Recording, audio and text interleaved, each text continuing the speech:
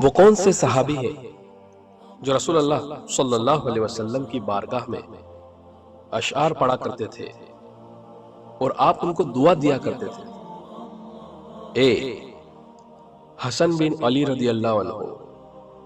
Be above بکر رضی اللہ عنہ، سی حسان بن ثابت رضی اللہ عنہ، ڈی عثمان رضی اللہ عنہ۔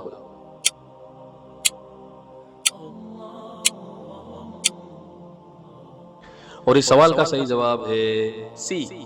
حسان بن ثابت رضی اللہ عنہ۔ ہشام رضی اللہ عنہ نے اپنے والد سے روایت کیا کہ جب میں حسان بن ثابت رضی اللہ عنہ کو عائشہ رضی اللہ عنہ کے سامنے برا کہنے لگا تو انہوں نے کہا کہ انہیں برا نہ کہو، یہ رسول اللہ صلی اللہ علیہ وسلم کی طرف سے مدافعت کیا کرتے تھے، یعنی ان کی شان میں اشعار پڑھا کرتے تھے۔ عبد الرحمن بن عوف رضی اللہ عنہ سے روایت ہے کہ انہوں نے حسان بن ثابت رضی اللہ عنہ سے سنا کہ وہ ابو ہریرہ رضی اللہ عنہ کو گواہ بنا کر کہہ رہے تھے کہ اے ابو ہریرہ، میں آپ کو اللہ کی قسم دے کر پوچھتا ہوں کہ کیا تم نے رسول اللہ صلی اللہ علیہ وسلم سے سنا ہے کہ رسول اللہ صلی اللہ علیہ وسلم نے فرمایا، اے حسان،